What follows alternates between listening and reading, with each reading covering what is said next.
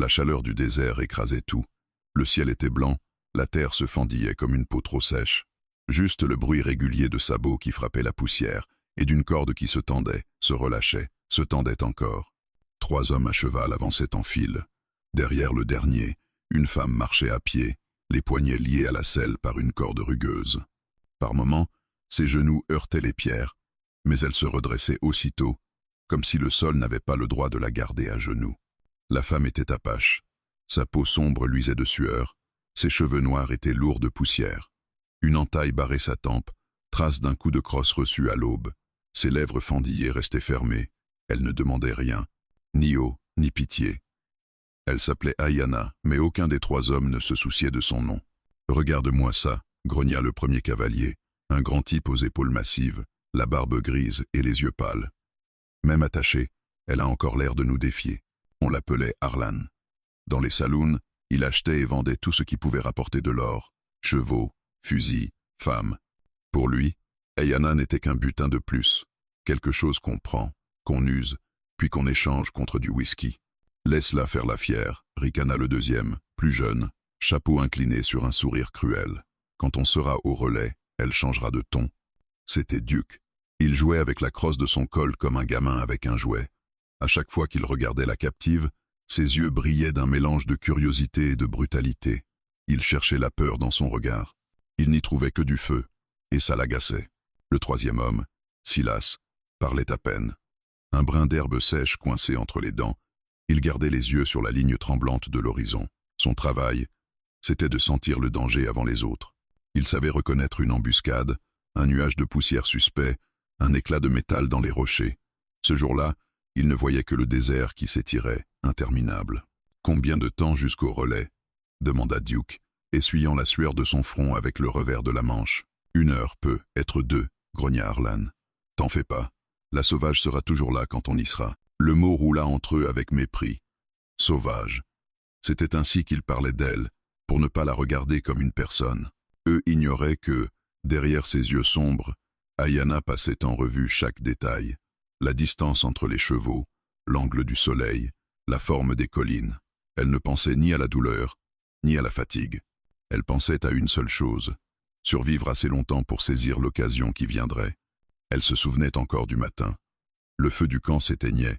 Le ciel était à peine bleu quand elle avait quitté les tentes pour aller chercher de l'eau. Puis il y avait eu les coups de feu, les chevaux au galop, les cris. Elle avait poussé une fillette derrière un rocher, crié de rester cachée. Ensuite, un choc brutal à la tête. Le noir. Quand elle avait rouvert les yeux, le camp n'était plus qu'un souvenir dans la fumée. Son clan avait disparu. À la place, il n'y avait que ces 3 hommes et cette corde. Loin derrière eux, sur la crête d'une colline, un autre cavalier suivait la piste. Une silhouette sombre découpée sur le ciel cru. Il montait un cheval bai, qu'il laissait avancer sans le presser. Le cow-boy observait le sol plus qu'il ne regardait l'horizon. Il lisait l'histoire écrite dans la poussière. 3 chevaux lourds, habitués aux charges. Un 4e plus léger, aux foulées irrégulières. Des marques de chute, des traces de genoux dans le sable. Et, par endroits, de petites taches sombres que le soleil avait déjà commencé à sécher. Il s'arrêta un instant, mit pied à terre, cueillit du bout des doigts une plume tombée près d'une empreinte de mocassin, une plume d'aigle, ornée de quelques perles. Il la tourna dans sa main. Il avait déjà entendu parler des aigles rouges, un clan fier qui évitait le conflit tant qu'il le pouvait. Le cow-boy ne dit rien. Il rangea la plume dans son poncho, remonta en selle et reprit la piste. Il savait ce que des hommes armés pouvaient faire à un camp sans défense. Il savait aussi ce qu'ils pouvaient faire à une femme isolée dans un relais perdu. Au bout d'un long moment, Arlan leva la main. Les chevaux ralentirent. Devant eux, derrière un amas de rochers, se dessinait enfin la silhouette du relais. 4 murs de planches grises, un toit à moitié affaissé, un ancien abreuvoir vide. Jadis, les diligences s'y arrêtaient. Aujourd'hui, c'était un trou oublié du monde. « On y est », dit Arlan avec un sourire tordu. « Personne viendra nous déranger ici. » Duke éclata d'un rire nerveux. Silas, lui, continuait de scruter les collines. Une sensation désagréable lui collait à la peau, comme si quelque chose les suivait. Il se retourna lentement, les yeux plissés. Rien. Juste le désert, les rochers, le ciel. « Qu'est-ce qu'il y a ?» grogna Arlan. « Rien, » répondit Silas après une seconde. « Juste une impression. » Ils mirent pied à terre devant le relais. La corde se tendit brusquement. Eyana trébucha. Ses genoux heurtèrent la poussière brûlante. Duc rit plus fort. Elle se releva sans un son, les poignets toujours liés, le visage couvert de sable. Arlan vint se planter devant elle. Il lui saisit le menton d'une main rêche pour relever son visage. « Profite bien de l'endroit, dit-il. C'est peu, être le dernier que tu verras. » Elle plongea son regard dans le sien. Elle ne comprenait pas tous ses mots, mais elle en saisissait assez. Sa réponse fut silencieuse mais claire. Ses yeux promettaient qu'un jour quelqu'un se dresserait entre eux et elle. Loin, sur la même crête, le cow-boy avait arrêté son cheval. De là où il se trouvait, il voyait le relais, petite tache grise dans le paysage, et les silhouettes devant. Il resta immobile quelques secondes, le regard fixé sur ce point perdu entre les rochers, puis il inspira lentement, serra les rênes, et poussa son cheval vers la descente. Aucun mot ne franchit ses lèvres. Toute sa décision se lisait dans la façon dont sa monture se lança en avant. Le désert, qui se taisait depuis des heures, sembla soudain retenir son souffle. Le soleil déclinait lentement, étirant des ombres longues sur la crête rocheuse. Le cow-boy avançait à pas mesurés, son cheval bai soufflant doucement dans la chaleur étouffante. Tout dans sa façon de se mouvoir donnait l'impression qu'il était né du désert lui-même, silencieux, patient, imprévisible. Rien ne semblait troubler son calme, ni la sueur qui coulait sous son chapeau, ni la poussière qui collait à sa peau. Aucun nom ne venait à l'esprit lorsque l'on parlait de lui. Dans les rares saloons où il s'arrêtait, on l'appelait simplement l'étranger. Il ne corrigeait personne. Peut être parce qu'il n'avait plus de nom depuis longtemps. Peut être parce qu'il avait renoncé à la vie d'avant, à tout ce qui pouvait l'attacher ou le trahir. Il suivait la piste des 3 hommes depuis plus de 2 heures. Pas par hasard. Il avait aperçu la captive bien avant qu'ils ne descendent vers le relais abandonné. La façon dont elle marchait, le dos droit malgré les liens, l'avait frappé. Cette femme ne ressemblait pas à celle qu'on voit dans les villes frontalières, celle qui baisse la tête pour éviter les ennuis. Elle portait dans ses yeux le même feu que lui avait connu par le passé. Il ne savait pas encore ce qu'il ferait, ni jusqu'où cela le mènerait. Il savait seulement qu'il ne tournerait pas le regard. Pas cette fois. Son cheval s'arrêta au bord d'une corniche. De là, il voyait le relais en contrebas, un rectangle de bois gris posé comme une cicatrice dans le désert. 3 chevaux attendaient à l'extérieur, attachés à un poteau vermoulu. La poussière, soulevée par leurs pas, s'était à peine déposée. Les 3 hommes ne devaient être entrés que depuis quelques minutes. L'étranger descendit de cheval sans un mot. Il posa une main sur l'encolure de l'animal, un geste calme qui disait « Attends-moi, je reviens ». Le cheval inclina légèrement la tête, comme s'il comprenait. L'homme avança alors à travers les rochers, posant ses bottes avec la précision d'un chasseur. Il connaissait ce genre d'endroit, ces relais oubliés où les diligences ne s'arrêtaient plus. Il savait qu'entre 4 murs pourris, la violence avait tendance à s'épanouir comme une plante vénéneuse. Sur son flanc, son revolver pendait dans son holster, usé par des années d'usage. Mais son arme véritable n'était pas le métal, c'était son silence. Il parlait très rarement, et seulement lorsque chaque mot comptait. Le reste du temps, il ne laissait à personne la possibilité d'anticiper ses intentions. Il repensa un instant à un autre lieu, un autre temps. Une femme, un cri étouffé, puis la fumée d'une cabane qui brûlait, et un homme qui riait. Il chassa l'image d'un mouvement presque imperceptible de la tête. Il avait appris à vivre avec les fantômes, mais il ne leur laissait jamais la main sur ses décisions. Pourtant, à cet instant précis, il savait que quelque chose, dans la situation actuelle, ravivait des braises qu'il croyait éteintes. Il s'approcha du relais et s'accroupit derrière une vieille auge en pierre. Des voix montaient de l'intérieur, des rires, un raclement de chaises, le bruit d'une bouteille qu'on débouche, et, plus bas, presque imperceptible, un souffle tiré entre les dents, celui de la femme apache. Les cowboys se redressa lentement. Pas de précipitation. La précipitation tue plus que les balles. Il observa l'entrée. La porte n'était retenue que par une charnière fendue. Une fenêtre cassée sur le côté laissait filtrer une lumière jaunâtre. Il se décala vers la fenêtre, jetant un œil par l'ouverture. La scène qu'il découvrit le fit serrer la mâchoire. La femme était attachée à une poutre, la corde serrée si fort qu'elle lui entaillait les poignets. Arlan lui parlait, trop près d'elle, son odeur de tabac mêlée à la sueur lourde de la journée. Duc fouillait dans un coffre abandonné, cherchant quelque chose qui ferait d'elle un trophée. Silas, lui, restait en retrait, mais ses yeux n'avaient rien de plus noble que ceux des 2 autres. L'étranger respira profondément. Il ne laissait jamais la colère décider. Jamais. Il recula de quelques pas, longea doucement le mur du relais. Dehors, le vent se leva un peu, soulevant un tourbillon de poussière. Il en profita pour se glisser près de la porte, où il posa une main. Pas pour l'instant. Pas encore. Il prit plutôt le temps d'écouter. Chaque mot, chaque intonation, chaque respiration. On va s'amuser un peu avant de la vendre, dit Duc d'une voix poisseuse. Ouais. Autant profiter de ce que le désert nous offre, ricana Harlan. Le cow-boy ferma les yeux un bref instant. Il connaissait ce genre de phrases. Il les avait déjà entendues. Son pouce effleura la crosse de son revolver. Un geste minuscule, presque inexistant. Mais dans son esprit, une décision venait d'être scellée. Il ferait taire ses hommes. Sans un mot, l'étranger retourna à son cheval, mais non pour fuir. Il ouvrit la sacoche accrochée à la selle et en sortit un vieux couteau à lame large, soigneusement affûté.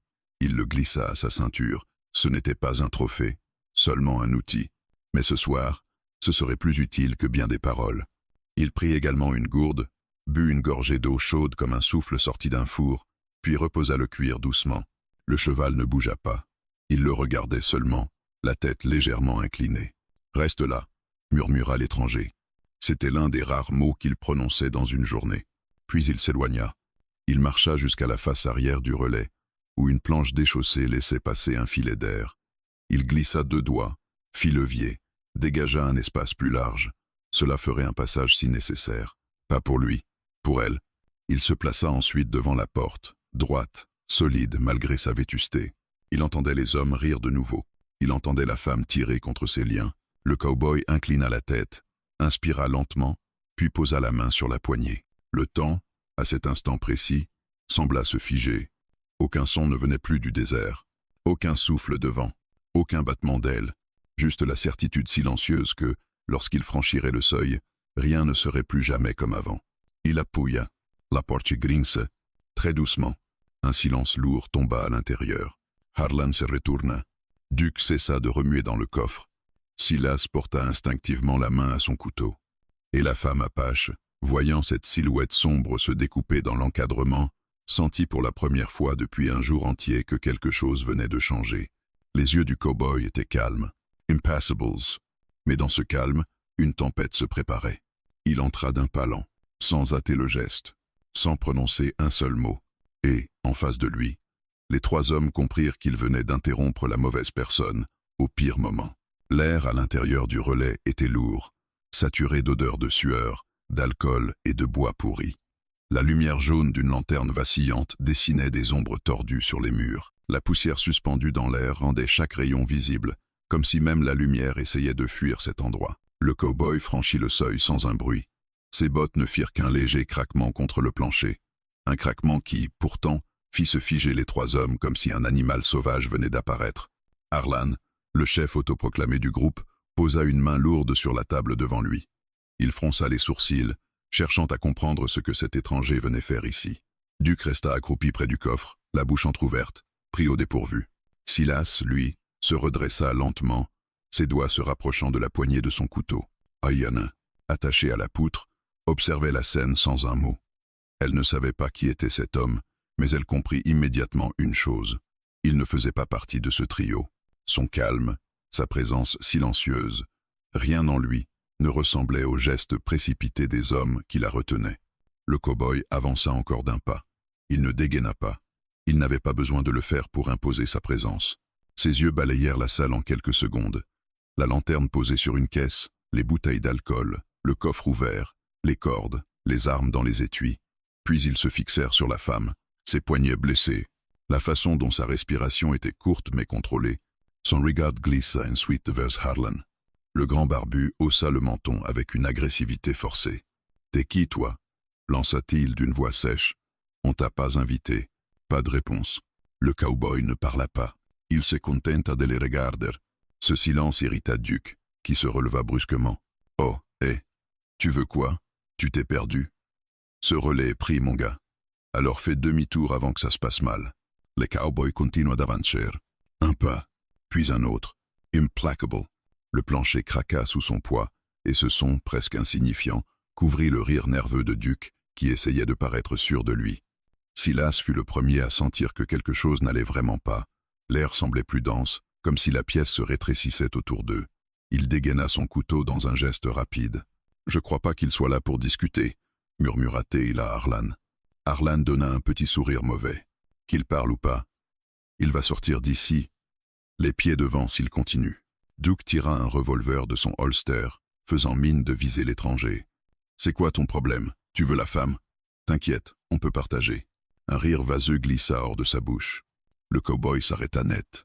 Ce mot partagé frappa l'air comme un coup de poing. Il ne bougea pas, mais quelque chose en lui changea, imperceptiblement, comme une ombre qui s'assombrit. Il leva légèrement la tête. Juste ça. Et Duke recula d'un demi-pas sans s'en rendre compte. Silas fronça les sourcils. Jamais pas ça.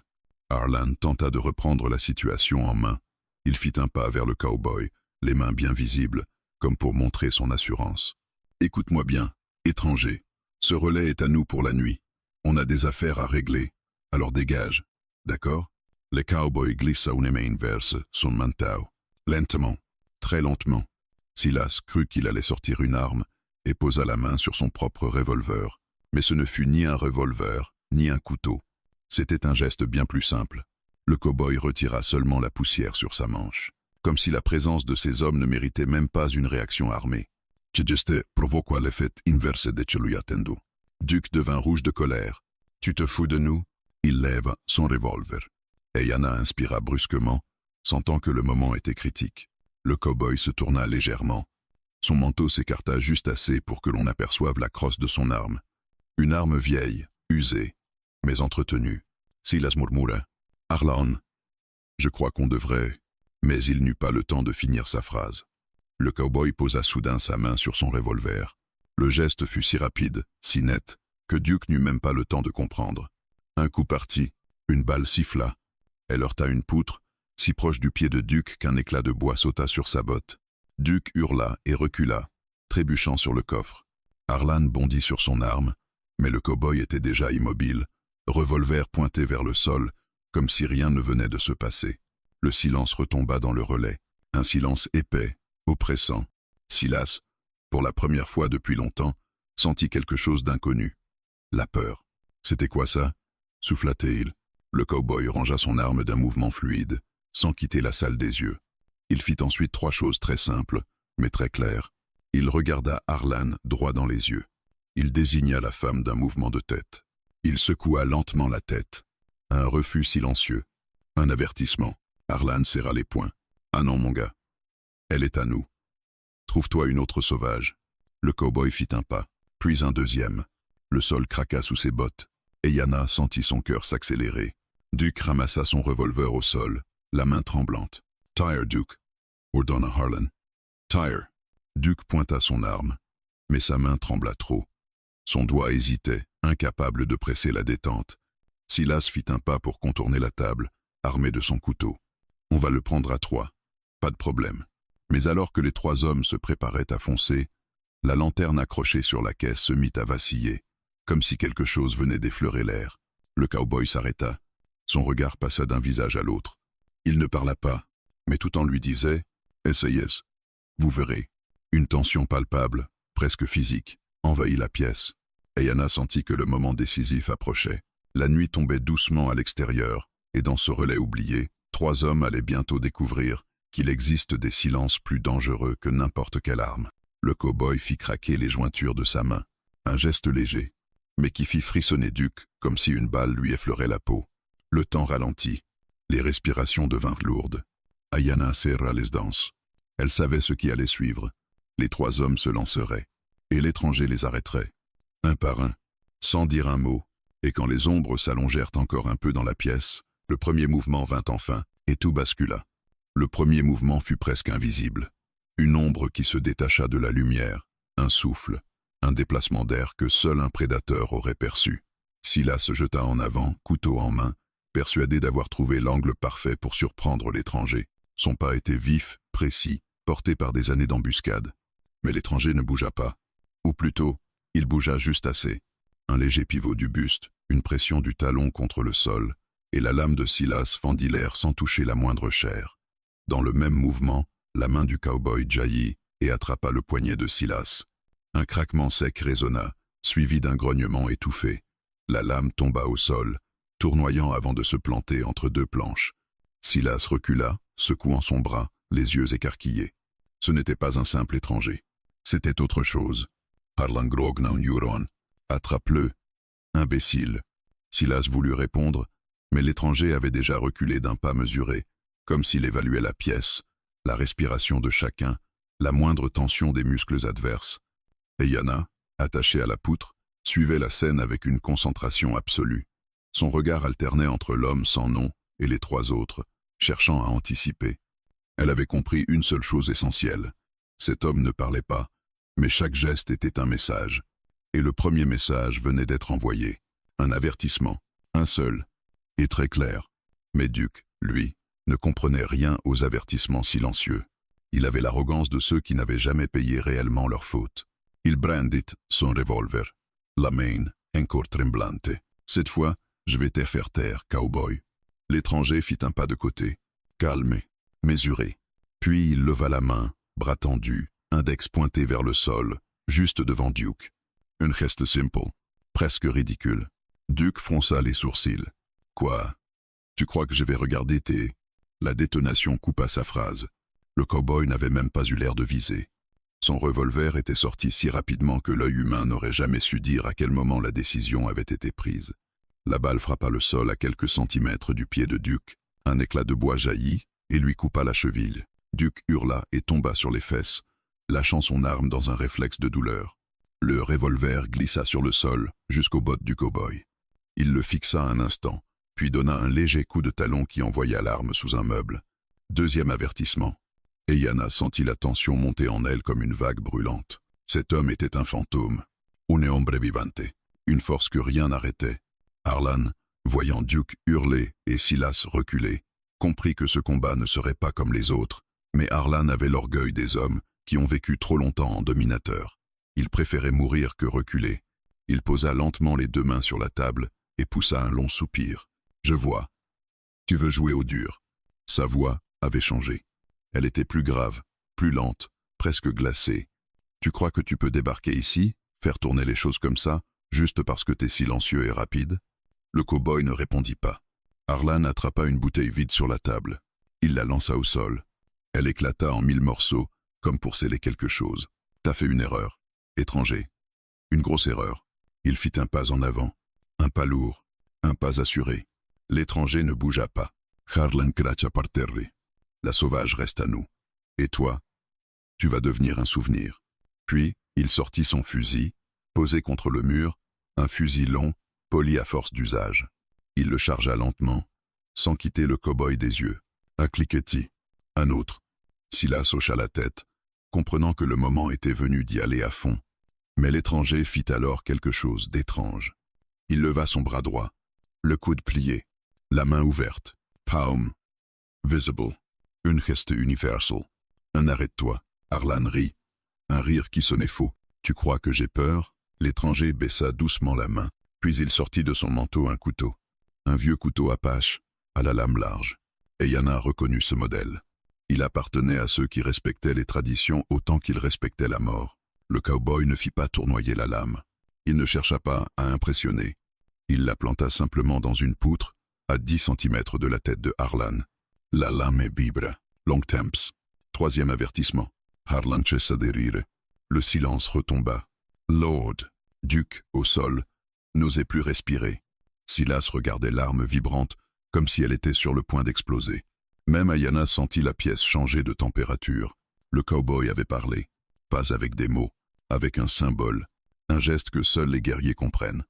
Harlan tenta une dernière provocation, mais sa voix manquait de souffle. « Très bien, si c'est ce que tu veux, alors viens. » Il chargea son fusil contre l'épaule. Le canon fixa l'étranger. Un souffle de vent passa sous la porte, faisant trembler la lanterne. La lumière vacilla, les ombres s'allongèrent, et Yana tira contre ses liens, sentant que la mort allait entrer dans la pièce. Mais alors que Harlan appuyait sur la détente, le cow-boy bougea. Pas un mouvement violent, pas une bonde, pas une esquive spectaculaire, juste un pas, un simple pas, assez pour que la balle tire dans le vide, assez pour que le bruit assourdissant se perde dans le plafond, et assez pour que son ombre recouvre Harlan. Silas recula d'un pas. Duke étouffa un cri. Yana sentit sa gorge se serrer. Harlan, arme encore fumante, fixa l'étranger. L'homme sans nom levait les yeux. Deux regards se croisèrent. Celui de Harlan, plein de rage. Celui du cow-boy, immobile, glacé, insondable. L'avertissement était terminé. Les chances étaient données. Les frontières avaient été tracées. Le silence se fit total. Et, dans ce silence, chacun comprit que ce qui allait suivre n'aurait plus rien d'un avertissement. Ce serait une décision. Une sentence. Une fin. Le cowboy inspira lentement. Puis il avança. Vers les trois hommes. Vers la violence qu'ils avaient provoquée eux-mêmes. Sans dire un mot, le silence éclata d'un seul coup. Comme une branche sèche qu'on brise entre les doigts, Harlan tenta d'armer une seconde balle, mais ses gestes étaient trop lents, trop chargés de rage pour rivaliser avec la précision glaciale de l'étranger. Avant que le fusil ne soit prêt, le cow-boy s'élança, pas avec la brutalité d'un homme qui se jette dans une bagarre, mais avec la fluidité d'un prédateur qui frappe exactement quand il faut, où il faut. Harlan leva son arme trop tard. L'étranger attrapa le canon à deux mains, le détourna dans un mouvement sec qui fit crier le métal. Le fusil frappa le mur. Harlan ne lâcha pas prise, mais son équilibre vacilla. Le cow-boy pivota, son coude heurta la mâchoire de l'homme. Un craquement sourd résonna. Le barbu recula, hébété. La lanterne vacilla, projetant des ombres qui s'entrechoquaient sur les murs. Et Yana suivait chaque mouvement, le souffle court, le cœur battant si fort qu'elle sentait ses liens vibrer. Silas fut le premier à sortir de son état d'hésitation. Il ramassa son couteau tombé plus tôt et fonça par le côté. Une attaque bien pensée, acculait l'étranger en le prenant à revers. Mais l'homme sans nom s'était déjà déplacé. Il glissa sur le côté comme s'il avait prévu l'attaque. Il saisit le poignet de Silas, tourna, fit pression. Le couteau heurta le plancher une deuxième fois. Silas hurla, sa main se tordant dans un angle qui n'avait rien de naturel. Harlan, essayant de retrouver ses esprits malgré sa mâchoire meurtrie, se jeta vers l'étranger avec toute la masse de son corps. Ce fut sans finesse, mais avec une force brute, celle d'un homme habitué à frapper jusqu'à ce que l'autre ne se relève plus. Ils roulèrent sur le sol, renversant une chaise. Et Yana sentit le choc dans ses os, l'écho des corps qui s'écrasaient. Le cow-boy se dégagea, planta un genou dans le torse de Harlan et le frappa à la gorge avec le tranchant de sa main. L'air se bloqua dans la poitrine du barbu, qui étouffa un rugissement étranglé. Mais Duke, lui, avait trouvé autre chose. Une bouteille brisée, le reflet coupant de verre dans la lueur jaune. « Tiens, ordure !» Il bondit, l'arme improvisée brandie comme une griffe. Le cow-boy ne se retourna que lorsqu'il sentit le changement dans l'air. C'était un détail infime, le rythme des pas, la respiration tremblante, l'odeur de la peur. Il pivota juste à temps pour éviter le coup. La bouteille passa près de son visage. Le verre sifflant comme une menace presque invisible. Duke hurla de frustration. Le cow-boy attrapa son poignet, fit tourner son bras derrière son dos. Duke perdit l'équilibre et tomba au sol, la bouteille glissant loin. « Lâche-moi !» Le cow-boy resserra sa prise. Duke hurla encore. Silas, malgré son bras presque inutilisable, tenta de récupérer son couteau pour un dernier effort. Mais cette fois, l'étranger se retourna, se redressa et posa son talon sur la lame. Il la fit glisser loin. Dans un coin sombre, Silas jura. Mais il ne fit plus un geste. Il avait compris. Harlan, les yeux injectés de sang, se relevait lentement. Il crachait un filet de salive mêlée de sang, respirant avec difficulté. « Tu crois que tu peux nous faire peur ?» Il avait la voix cassée, mais la rage intacte. Il attrapa une planche du sol, un morceau de bois épais, et chargea de nouveau. L'étranger ne bougea pas jusqu'au dernier moment. Puis il esquiva. Son pied frappa l'arrière du genou de Harlan. Le géant s'effondra. Le cow-boy le saisit par la nuque et le plaqua contre la table dans un bruit sec. Les bouteilles tombèrent et se brisèrent tout autour d'eux. L'odeur d'alcool se répandit dans la pièce, plus forte encore. Duke tenta de se relever, mais reçut un simple coup de botte dans la poitrine. Il retomba, haletant. L'étranger relâcha un peu la pression sur Harlan, juste assez pour que l'homme puisse respirer. Puis, d'un geste lent et précis, il sortit son couteau, celui qu'il avait planté dans la poutre. Il le tint devant Harlan, non pas pour l'égorger, non pas pour menacer, pour montrer un rappel, un avertissement déjà donné. Et Yana comprit alors, ce couteau n'était pas une arme pour lui, c'était une sentence, une frontière morale, une leçon. Silas, pâle comme la mort, tenta de se glisser vers la sortie, mais le cow-boy tourna à peine la tête, et Silas recula aussitôt, comme si un serpent l'avait sifflé. Le cow-boy se redressa enfin. Il fit un pas, un seul, et les trois hommes s'immobilisèrent, comme si un mur invisible les empêchait de bouger. L'étranger pointait tout à la porte. Un geste calme, lent, presque respectueux. Patis. Ce n'était pas un mot, juste un ordre silencieux, compris dans chaque muscle tendu de son bras. Duc fut le premier à obéir. Rampant d'abord, puis courant, trébuchant, il se précipita vers la sortie comme un animal blessé. Silas le suivit, son bras pendant inutilement à son côté. Il n'osa pas regarder la femme apache en passant. Harlan hésita un instant, juste assez pour croiser le regard du cow-boy. Dans ses yeux, il vit quelque chose qu'il ne comprit pas. Pas de colère, pas de triomphe. Du vide. Un vide qui avalait toute violence avant même qu'elle ne naisse. Harlan sortit sans un mot. Le vent du désert entra dans le relais, soulevant un tourbillon de poussière qui flotta entre l'étranger et Ayanna. Un combat venait de s'achever, mais une autre histoire commençait. Le cow-boy s'accroupit devant elle. Il ne lui toucha pas les poignets.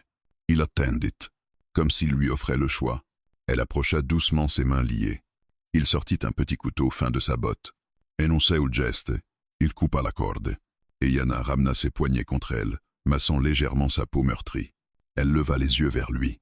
2 regards se rencontrèrent. Celui d'une femme qui avait survécu à la barbarie, celui d'un homme qui avait arrêté cette barbarie sans prononcer un seul mot. Il se releva, rangea son couteau, puis il fit 2 pas vers la sortie, comme s'il voulait partir. Mais Ayanna, dans un souffle fragile, prononça une phrase en apache. Najdoitso. Pourquoi l'avoir sauvé? Pourquoi être intervenu? Pourquoi se salir les mains pour une inconnue? Le cow-boy se figea. Il tourna légèrement la tête. Mais il ne répondit pas. Il continua de marcher vers la porte, silhouette solitaire découpée dans la poussière dorée du soir. Ayanna observa ses pas. Elle comprit une seule chose. Cet homme avait épargné 3 vies, mais une seule comptait réellement à cet instant. La sienne, et elle savait qu'elle allait le suivre. Le vent du soir soufflait à travers les planches disjointes du relais, portant avec lui l'odeur sèche du désert et un calme étrange, presque irréel après la violence qui venait d'avoir lieu. La poussière retombait lentement, comme si la terre elle-même hésitait à reprendre son souffle. Les 3 hommes avaient disparu dans la nuit naissante, leurs silhouettes se dissolvant derrière les rochers, avalées par la peur plus sûrement que par l'obscurité.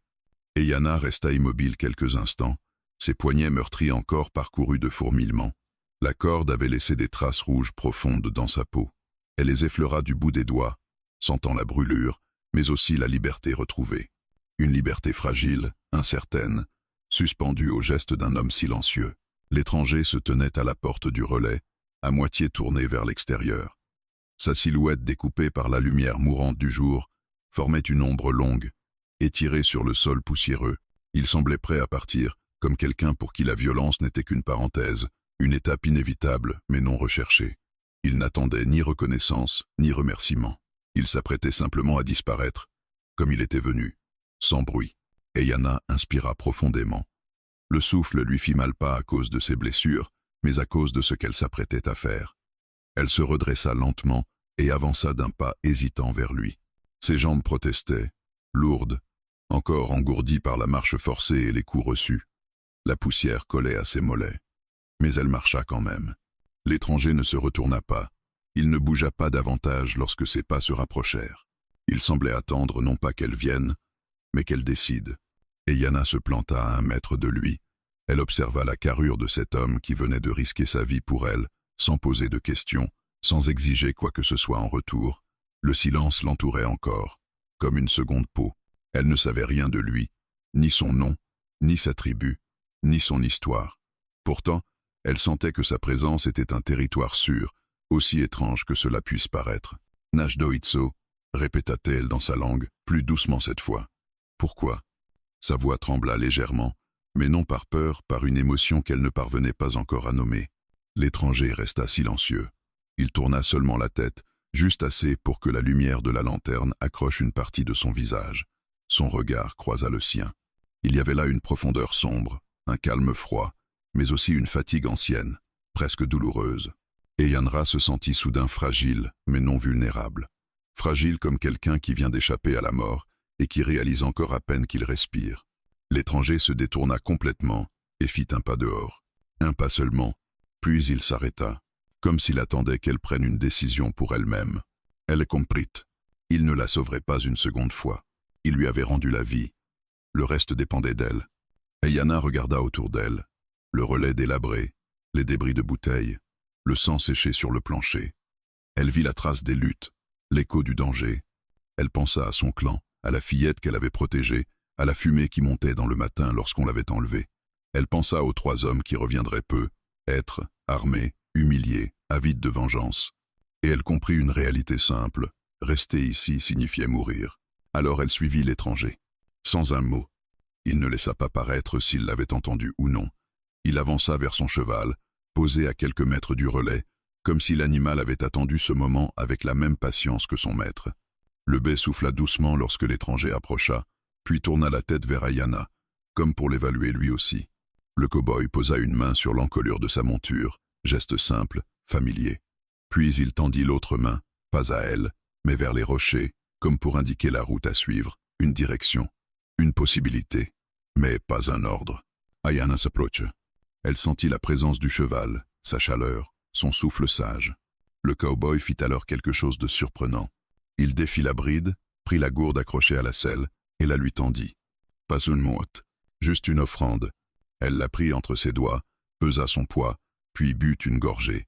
L'eau était tiède, presque chaude, mais elle lui sembla plus vivante que tout ce qu'elle avait goûté depuis son enlèvement. Elle ferma les yeux, laissa la sensation se répandre dans son être. Quand elle rouvrit les yeux, le cow-boy s'éloignait déjà, s'engageant vers un sentier étroit entre les rochers. Il marchait à pied, menant son cheval plutôt que de le monter, un respect silencieux, un partage du fardeau, une manière d'apaiser le désert. Ayana hésita une seconde avant de le suivre, puis elle avança à ses côtés. Le crépuscule gagnait le ciel, teintant les montagnes de rouge sombre. Le désert s'adoucissait, ses ombres s'allongeaient, sa chaleur se dissipait lentement. Un silence nouveau s'installait, plus apaisé, presque sacré. Après quelques minutes, Ayana prit la parole d'une voix basse, encore hésitante. « Dis Shibéozin, tu n'es pas comme les autres. » Il ne répondit pas, mais elle vit un léger mouvement dans son regard, une vibration minuscule, comme si ces mots avaient effleuré quelque chose qu'ils gardaient enfoui. Ils marchèrent longtemps sans échanger davantage. Le désert bruisseur autour d'eux, le crépitement d'un scorpion, le souffle d'un vent nocturne, le cri lointain d'un coyote. À un moment, Ayana trébucha légèrement. Sa fatigue reprenait le dessus. Le cow-boy s'arrêta, posa la main sur l'épaule du cheval et tapota doucement la selle. Un geste silencieux, une offre claire. Montez. Ayana le regarda avec surprise. Monter sur un cheval qu'elle ne connaissait pas, avec un homme qu'elle connaissait encore moins, mais elle lut dans son regard un ordre plus profond. Tu dois avancer. Je marcherai. Elle posa une main sur la selle, hésita, puis monta. Le cheval accepta son poids sans broncher. Le cow-boy reprit la marche, menant l'animal d'un pas régulier. Ils avancèrent ainsi jusqu'à ce que les premières étoiles pointent dans le ciel noir. Ayana regardait l'étranger de son perchoir. Sa silhouette, basse et stable, avançait comme une certitude dans la nuit. Elle ne connaissait pas son histoire, elle ignorait tout de lui. Mais une seule chose était claire, il ne l'avait pas seulement libéré. Il avait pris sur lui une part de son destin, et pour la première fois depuis longtemps, Ayana sentit qu'elle n'était plus seule. Elle murmura un dernier mot, presque un souffle porté au vent. « Est-ce qui » ? L'homme qui marche avec l'ombre. Le cow-boy ne se retourna pas, mais son pas devint légèrement plus lent, comme s'il l'avait entendu, comme s'il acceptait.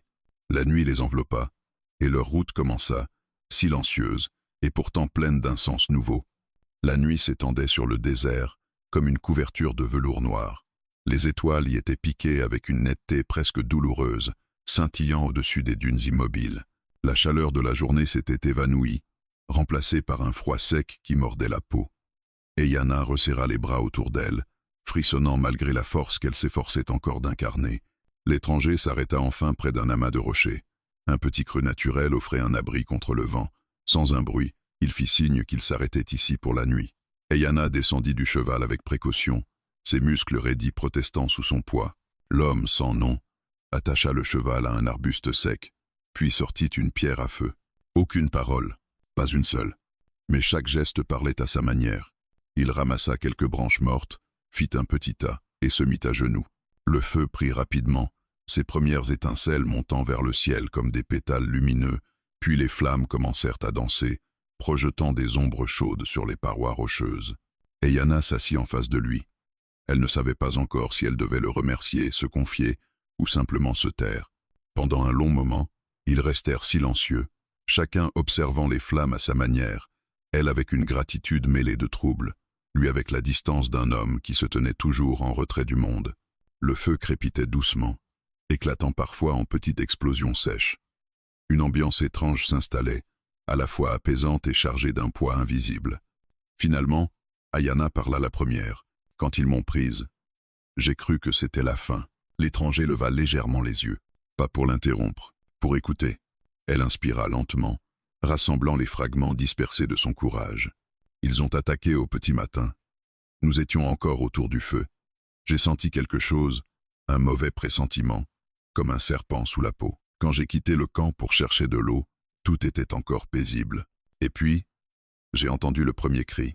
Elle ferma les yeux, revoyant la scène. J'ai vu des hommes descendre de leurs chevaux, tirer sans réfléchir. Un de mes frères est tombé sans un son. Les autres ont tenté de se défendre, mais ils étaient trop nombreux. J'ai crié à la fillette de courir et de se cacher. Elle m'a obéi. C'est pour elle que j'ai résisté. Sinon, il m'aurait tué sur place. Le feu éclaira son visage. Sa voix restait calme, mais ses mains tremblaient. Ils m'ont frappé. Traîné comme un animal. Il riait. Il disait qu'il ferait de moi un cadeau pour le prochain camp. Son regard se tourna vers le cow-boy. Puis tu es arrivé. Le cow-boy sentit le poids de ses mots. Mais il ne parla toujours pas. Il ajouta seulement une branche au feu, dont la chaleur monta doucement jusqu'au visage d'Ayana. Elle continua, comme si le silence de l'homme lui donnait la force nécessaire. Je pensais mourir loin des miens, sans sépulture, sans chant, sans personne pour me rappeler. Mais tu as arrêté ces hommes. Tu les as arrêtés comme si tu savais exactement ce qu'ils voulaient faire. Elle plissa les yeux, cherchant à lire en lui. Tu as déjà vu ce genre d'homme, n'est-ce pas? Les cow-boys restaient immobiles. Une ombre passa dans son regard. Une ombre lourde, ancienne. Ayana comprit qu'elle avait touché quelque chose de profond, une plaie, qui ne guérissait pas. Elle ne parla plus. Elle attendit. L'homme sans nom laissa passer quelques secondes, puis il fit un geste lent. Il tira de son vêtement un objet enveloppé dans un morceau de cuir. Il le posa entre eux, près du feu. Un pendentif. Un simple cercle métallique avec une plume gravée au centre. Ayana reconnut le symbole. Une femme peut être une épouse, peut être une sœur, peut être une mère. Le cow-boy effleura l'objet d'un doigt tremblant, puis le rangea comme si ce contact lui brûlait la peau. C'était la première fois qu'il montrait quelque chose de lui-même. Ayana sentit une vague de compassion monter en elle, profonde et instinctive. « Ils t'ont pris quelqu'un » murmura-t-elle. Il baissa les yeux. Elle comprit immédiatement. Il ne parlait pas parce que chaque mot serait une fissure dans la digue qu'il avait construite pour survivre. Il ne s'était pas battu pour elle. Pas seulement. Il s'était battu pour réparer une faute du passé, un échec, un fantôme qui le suivait encore. Elle s'approcha légèrement du feu, laissant la chaleur envelopper ses jambes. « Merci », dit-elle simplement. Le cow-boy ne répondit pas, mais son regard se leva une seconde vers elle. Une seconde seulement. Parfois, une seconde suffisait plus que 1000 mots. La nuit avançait, le froid gagnait, et Yana frissonna encore. Sans réfléchir, le cow-boy détacha son poncho et le posa près d'elle. Un geste simple, mais puissant. Un partage silencieux. Elle hocha la tête, acceptant. Ils mangèrent un peu de viande séchée. Le cheval brouta quelques brins d'herbe sèche. Le feu se calma, brûlant plus lentement. Ayana scruta le ciel. Les étoiles, chez nous, on dit qu'elles sont les yeux de nos ancêtres, qu'ils guident nos pas quand la route est incertaine. Elle regarda l'étranger. Peut être qu'ils t'ont envoyé sur ma route. Le cow-boy détourna légèrement la tête, gêné par les mots trop doux, trop graves. Il n'était pas un héros, il ne se voyait pas comme un sauveur. Il était juste un homme qui avait refusé une injustice de plus. Mais Ayana le regardait autrement.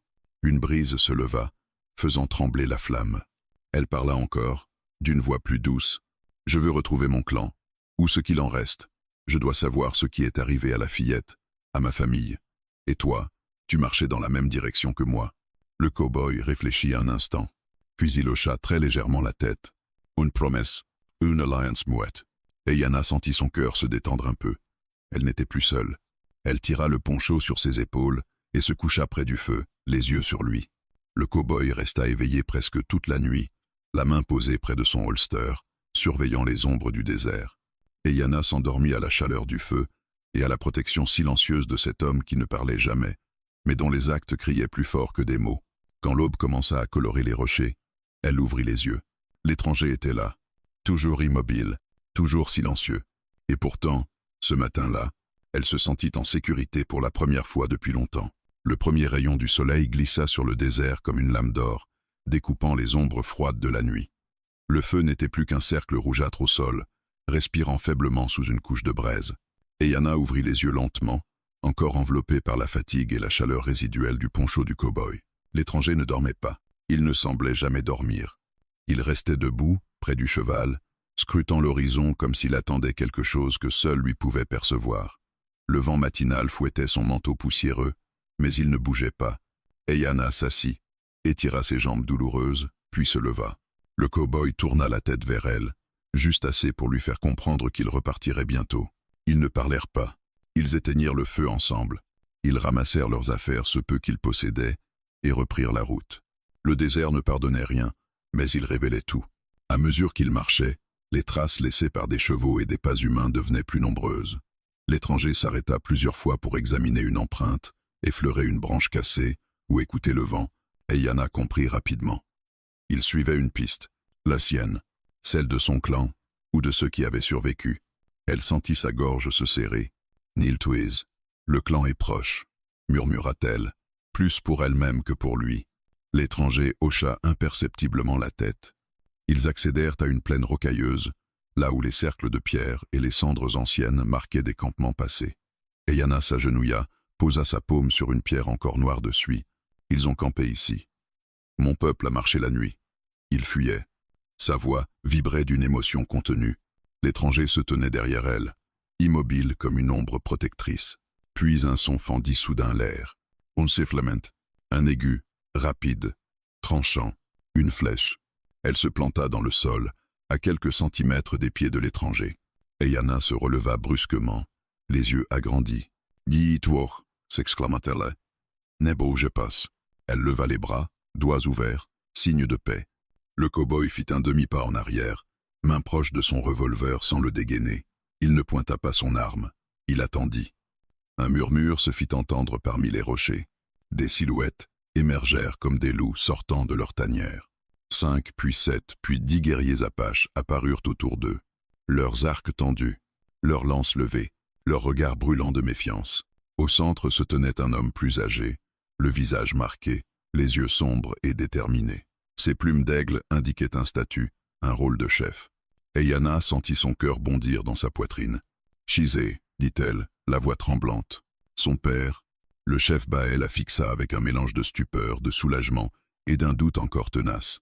Eyanna, il avança d'un pas, la bouche entr'ouverte. « Ma fille, Toesmb » Elle se jeta dans ses bras, retenant un sanglot qui menaçait de la briser. Les guerriers abaissèrent légèrement leurs armes, mais leur regard restait rivé sur le cow-boy. Bae serra sa fille, puis posa ses mains sur ses joues. Où était-il? Que t'ont-ils fait? Qui t'a libéré? Il la scruta de la tête aux pieds, avant de tourner un regard dur vers l'étranger. Et lui? Qui est cet homme blanc? Eyanna se redressa, repoussa une mèche de cheveux, et répondit avec force. Il m'a sauvé. Bae plissa les yeux, incrédule. Sauvé? Un homme venu des villes? Sauvé de qui? De ces chiens qui t'ont prise? Elle hocha la tête. Oui, de ces 3 hommes. Il les a affrontés seul. Il m'a rendu la vie. Un murmure parcourut les guerriers. L'idée qu'un étranger, un blanc, ait risqué sa vie pour protéger une femme apache semblait presque impossible. L'étranger ne dit rien. Il ne fit aucun geste. Il attendait simplement la réaction du chef. Bae s'avança de quelques pas, se plaçant face au cow-boy. Ils se tenaient à moins d'1 mètre l'un de l'autre. Une tension sourde traversa l'air comme une corde prête à se rompre. « Pourquoi » demanda Bae en anglais approximatif. « Pourquoi avoir risqué ton sang pour elle ?» Le cow-boy resta silencieux. Eyanna fixa le visage de son père. « Il ne parle pas » dit-elle doucement. Il n'a dit aucun mot. Mais ses actes ont parlé pour lui. Le chef observa l'étranger plus longuement. Puis il posa une main sur sa propre poitrine. « Bae » dit-il, se nommant. L'étranger inclina légèrement la tête. Un salut minimal, mais un salut sincère. Le chef recula, puis leva la main vers les siens. « Il vient avec nous » déclara-t-il. « Il a protégé le sang des aigles rouges. Nous lui devons au moins la sécurité du chemin. » Les guerriers obéirent. Certains fixaient encore l'étranger avec une méfiance farouche, mais aucun ne contesta la décision du chef. Eyanna sentit une chaleur monter dans sa poitrine, un mélange de gratitude et de soulagement. Ils reprirent la marche, cette fois en nombre. Le soleil montait dans le ciel, les foulées des chevaux et les pas des guerriers, formant un rythme régulier sur la terre rouge. L'étranger marchait à côté d'Eyanna, à une distance respectueuse. Elle sentait sa présence comme une pierre stable au milieu du chaos. Au milieu de l'après-midi, ils atteignirent un canyon étroit, marqué de peintures tribales, des silhouettes de bisons, d'aigles, de chasseurs, un lieu sacré. Le clan s'arrêta ici pour se reposer. Eyanna parla longuement avec les siens, partagea ce qu'elle avait vécu, demanda pour les autres captifs, pour la fillette qu'elle avait protégée. Elle vit, dit Bae, cachée parmi les rochers. Elle s'est souvenue de tes mots. Tu l'as sauvée. Eyanna ferma les yeux, soulagée. Pendant ce temps, l'étranger observa les peintures sans les toucher signe de respect. Les guerriers le surveillaient, mais aucun ne l'approchait. Jusqu'à ce que Bae s'avance vers lui. Il se posta devant le cow-boy. Le silence pesa une seconde. Puis le chef hocha la tête. « Tu as protégé ma fille, » dit-il. « Alors le clan te respecte. Mais n'oublie pas ceci, ceux qui l'ont prise reviennent toujours. » Le cow-boy leva les yeux vers lui. Pas de peur, pas d'hésitation. Juste la compréhension d'un homme qui savait que l'histoire n'était pas terminée. Bae ajouta, « Et ils te chercheront, toi aussi. » Eyanna arriva, posant une main légère sur l'avant-bras du cow-boy. « Tu peux rester avec nous si tu le veux. » L'étranger resta immobile. Il regarda les flammes du nouveau feu que les guerriers allumaient, puis il regarda le désert, l'horizon, une ligne infinie, sans promesse. Il ne répondit pas, mais Eyanna vit, dans son silence, quelque chose d'inquiétant. Un hombre, une menace, une présence qui grandissait, et elle comprit. La paix avec le clan n'allait pas durer. Les trois hommes n'avaient pas disparu. Ils reviendraient. Elle sentit un frisson parcourir son dos. La victoire du relais n'était qu'une parenthèse, car le passé de l'étranger et la vengeance des trois lâches étaient déjà en route. Le soleil déclinait déjà lorsque le clan des Aigles Rouges reprit la route. Le canyon sacré résonnait encore des prières qu'ils y avaient prononcées, mais l'air était tendu, chargé d'une menace invisible. Les guerriers avançaient dans un ordre strict, arcs préparés, comme si chacun d'eux sentait la violence rôder sur leurs traces. Eyanna marchait près de l'étranger, à la fois apaisée par la présence de son peuple et inquiète pour l'homme silencieux à ses côtés. Elle jetait parfois des regards vers lui. Il restait impassible, tel un rocher sculpté par la tempête, mais chaque muscle de son corps était tendu. Il sentait quelque chose. Il le savait. Elle aussi. Le clan traversa une passe étroite, où les parois rocheuses formaient une gorge naturelle. Le sol portait les traces d'animaux, mais aussi d'hommes, empreintes de bottes récentes, trop récentes. Eyanna s'arrêta net. « She attends » souffla-t-elle. Elle se pencha, toucha le sol, un pas large, une trace profonde, un talon brisé. « C'est Harlan » murmura-t-elle. Le cow-boy avait déjà levé les yeux vers les sommets. Il délaça ses doigts, puis reposa la main sur son revolver. Bae, le chef, comprit immédiatement. Ils sont revenus. Les guerriers se dispersèrent, prenant position comme des ombres dans le vent. Les arcs se tendirent, les lances se positionnèrent. Un silence lourd tomba sur la gorge. Le genre de silence que la montagne écoute elle-même, prête à voir le sang couler sur ses pierres. Eyanna sentit sa peau se hérisser. Elle savait que les trois hommes n'avaient pas fui pour de bon. Des hommes comme eux ne disparaissaient pas. Ils revenaient jusque dans la tombe s'il le fallait. Le premier signe fut un rire creux, éraillé, qui résonna contre la pierre comme un écho maléfique. Eh bien, voilà la princesse indienne, et son chien muet. Harlan sortit de l'ombre d'un rocher, un fusil à canon scié dans les mains. Duke était derrière lui, un œil tuméfié, mais son sourire mauvais intact. Silas les suivait, bras bandés, visage déformé par la haine. « Je t'avais dit qu'on le retrouverait, non ?» souffla Duke. « Ouais, » grogna Harlan. « On va faire payer ce qu'il nous a fait. » Leurs regards, pourtant, ne se posèrent pas sur le clan. Ils se fixaient tous trois sur une seule cible, l'étranger. Harlan cracha par terre en avançant. « Tu crois vraiment que t'allais t'en sortir? Que t'allais nous humilier devant une sauvage et vivre tranquille ?» Le cowboy resta immobile. Il ne sortit pas son arme. Il attendait. Silas hurla. « Tu nous as détruits. Tu nous as honte. Ma main, espèce de... » Il tremblait de rage, prêt à se jeter sur lui. Mais Harlan posa une main sur son torse, l'arrêtant. « Pas encore. Le chef Apache Barré fit un geste. Les guerriers levèrent leurs arcs comme un seul homme. Mais Arlan éclata de rire. Oh ça ne changera rien. Vous êtes 10? Et alors? Nous. On va juste lui. Il pointa le fusil vers l'étranger. Le cow-boy ne broncha pas. Et Yana sentit une brûlure dans sa poitrine. Elle fit un pas en avant. T'as ici. Stop. Mais Arlan arma son fusil, ignorant totalement sa voix. Tu vas mourir, cow-boy. Sur cette terre outragée, tu vas tomber sans un son, comme le chien sans nom que t'es. Le cow-boy leva lentement la tête. Ses yeux étaient deux éclats de pierre, profonds, glaciaux, immobiles. Et alors, seulement, il posa une main sur la crosse de son revolver. Silas, for the rage, serrou en première.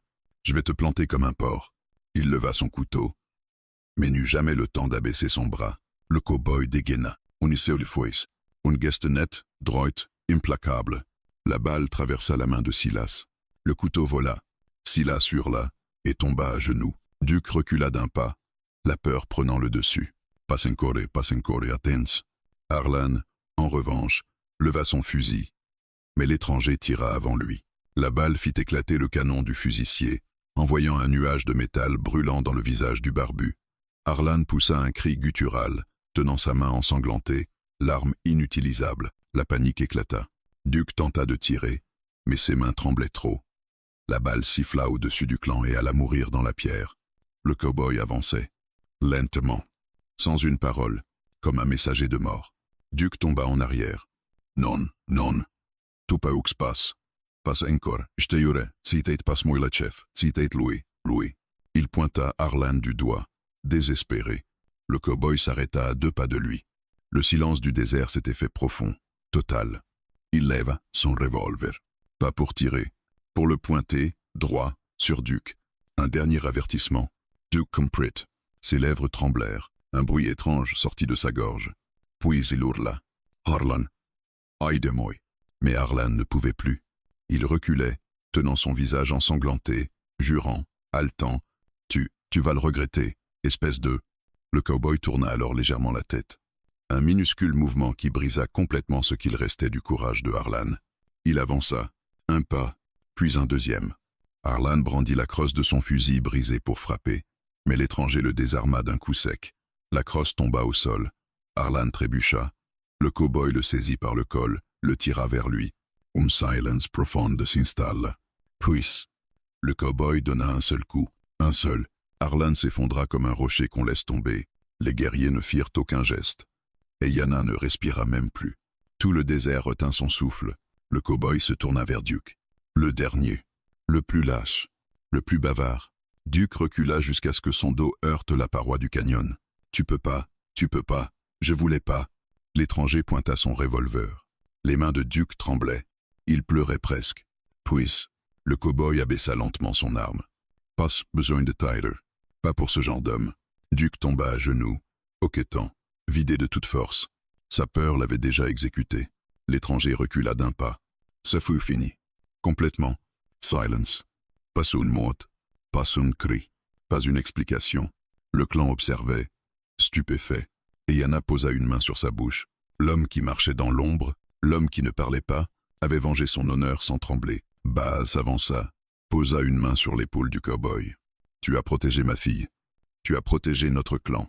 Tu es un ami des Aigles Rouges. Le cow-boy leva les yeux vers lui. Pas de fierté, pas de victoire. Il y avait dans son regard seulement la certitude que la violence n'apporte jamais la paix. Ayana le rejoignit, s'approcha doucement. Tu ne leur as pas laissé de chance. Puis elle s'est croyée. Tu leur as laissé 3 chances. Il la regarda enfin. Et dans ses yeux, elle vit quelque chose de rare. Une fatigue immense. Une poise ancienne. Elle posa une main sur son bras. Viens avec nous. Viens chez moi. Tu n'es plus seul. Le cow-boy détourna lentement le regard vers l'horizon. Un souffle de vent fit onduler sa veste poussiéreuse. Il n'avait pas encore répondu. Mais une vérité était claire. La route de ce cow-boy silencieux n'était pas terminée. Et Ayana faisait désormais partie de son chemin. Le canyon était redevenu silencieux. Un silence différent de celui d'avant, plus lourd, chargé du souffle de la violence qui venait de s'y écrire. Les 3 hommes gisaient encore là, où la peur et les coups les avaient laissés.